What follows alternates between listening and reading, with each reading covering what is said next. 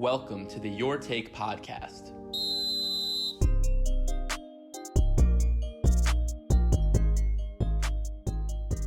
Let's get into the second half of this discussion. Celtics, Sixers preview and predictions as we head into Orlando. What we expect out of both teams. Zach, what do you expect out of the Celtics in the regular season and the playoffs? What kind of noise can the Celtics make in Orlando? I like our schedule for the last 8 games. We have the Bucks, the Heat, then the Nets, then the Raptors, then the Magic, then the Grizzlies, and the Wizards. So I think we could probably go 6-2 or 5-3, something like that.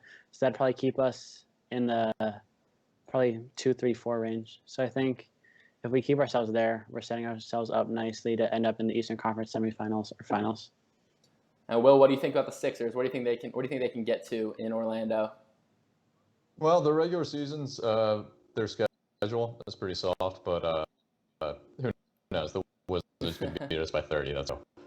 In terms of similar tale here, I can see them losing in the first round. I could see them winning the championship. I know that's not really the analysis that sounds intelligent, but it's just this team is so crazy. They have so many variables coming back, which would lean towards maybe they get bounced pretty early because of that. But I do really think Shake Milton can unlock a lot of things with this. I think moving Horford off the bench can change a lot. Moving Simmons off ball if Simmons shoots. Also, before the season, if this did not happen, we would have had no shot because Simmons was likely out for the year. Horford was banged up. It appears it maybe looks a little better. People forget how good he was in the beginning of the season for the Sixers. So maybe if he's 100% healthy, assuming that it was an injury holding him back, not just talent, maybe he's going to be better, and maybe that will change everything for us. Yeah, for me, I got the Celtics and Sixers each at about 5-3. And I kind of agree with you. I think that the Celtics and Sixers each have probably some of the highest variability of any teams in Orlando. I think we could see either team make a finals run, but I think the Celtics will be able to handle if they play. I have them playing the Pacers as the 3 seed in the first round. I think like that series will handle the Pacers pretty easily. But I think after that, the next couple series, whether it's against the Raptors or the Bucks, could really go either way. It really depends on what kind of shape these players are going to get back to Orlando. And how comfortable they are playing in shorter rest and after such a long layoff. The Sixers, I think that Heat series is really going to be a defining moment for them. I think if they can get past the Heat, I think it'll give them so much more. I have them, like I said, as the 5 seed and playing the Heat in that first round. If they can get past Miami, I think their confidence will be much higher moving forward, especially because the team that's given them some kind of trouble during the regular season. But as we've seen from Sixers basketball, they're super inconsistent. And you don't really know what team you're going to get, especially in the playoffs. But right now I have the Celtics finishing in the 3rd in the East and losing in the Eastern Conference Finals to the Milwaukee Bucks. And I have the Sixers finishing 5th in the East and then losing in the Eastern Conference semifinals to the Milwaukee Bucks as well. So both teams going out and bailing out to Milwaukee.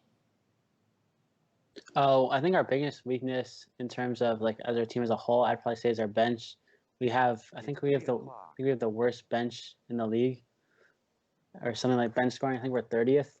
So I just think if we want to make a deep playoff run, we're gonna have to do something with our bench. Yeah, I mean the Sixers' weaknesses are pretty obvious, but I mean we'll see if I really think they're going to look the most different out of any team from Orlando or from when we last saw them to the new Orlando thing, just because it really looks like they're trying to change everything. For me, I think that the biggest thing we're about for the Celtics is their interior presence, especially against some of the teams they could potentially play in the East. Giannis on the Bucks, Siakam on the Raptors. Even I think like Sabonis and Miles Turner could give them some problems in the first round. And obviously, Sixers have big interior presence too. And I think when they're nothing against Daniel Tice, I just think when he's your top center and your top big, it could kind of put them at a little bit of disadvantage. But I do think that they are one of the fastest and most athletic teams. I mean, look at the other 4 spots. If they're starting Jaylen Brown, Kemba, Tatum, and Gordon Hayward, and then with Marcus Smart off the bench, they have a lot of really good athletic, can defend a lot of, at least Tatum, Smart, and Brown can really defend 1 through 4, 1 through 3 pretty comfortably. And it just gives them a lot of versatility and an ability to switch at almost everything when they get in the playoffs. Especially if Kemba's knee is acting up like it has been over the last week or two. That's a really big problem for us. Well, he's been given plenty of rest, so like I think similar to Simmons, I think that the Celtics do benefit a lot. I mentioned the Sixers probably benefit the most, but I do think the Celtics are one of the other teams that gets that benefit because it was clear Kemba had something wrong with him, before all this went down. So you need him. I mean, everyone needs everybody at this point, but the Celtics really need him just with how ball dominant he is. And we all know that, like, if Tatum is your only guy, it's going to be tough. But at least offensively, obviously, Brown and Smart are great defensively. Also, it'll be interesting to see Enes Kanter in the playoffs. Jaylen Brown's offense either. No, I love Jaylen Brown. I used to think he was better than Tatum. I gave up on that this year, but oh no, last 2 years I definitely thought Brown was better than Tatum. But yeah, I think that the Sixers, there's just so much variability. You really have no clue what kind of performances you're going to get. I really think that Embiid's going to be ready to play and ready to go in Orlando. I think he's not going to be, hopefully not sick or having injuries that are going to cause him to miss time. But again, Simmons is pretty easy, as we've seen in the playoffs in the past, the game plan around. So can he fix that? Tobias Harris he can shoot. He can go 6 for 8 from 3, and he can go 0 for 8 from 3 on any given night. You can kind of say the same. I don't think he would ever shoot 8 threes. I swear that guy will just dribble into a mid-range whenever he has a wide-open corner 3. Yeah, I think the Sixers have kind of been pushing his 3-point frequency up a lot just because he's supposed to be like their – it's kind of sad that he's supposed to be their top 3-point option in the starting lineup, honestly. Oh, I'm well aware. Trust me. I miss Shamet. I miss Covington. Even Sarge was a good three-point shooter. I miss Reddick. I hated Sarge. Reddick's the biggest guy I miss the most on that team. Well, yeah, they just don't have guys that make quick decisions, and Reddick would at least just chuck up a 3, and he could kind of create a little bit of that, like flying off the screen. I guess he is somewhat of a creation. They obviously missed that. Jay Rich just holds the ball the entire time and turns it over, and then Tobias just dribbles into mid-ranges when we have 2 people in the paint. So we'll see. Yeah, the Celtics do their ball movement, their offensive. Yeah, what were you gonna say, Zach?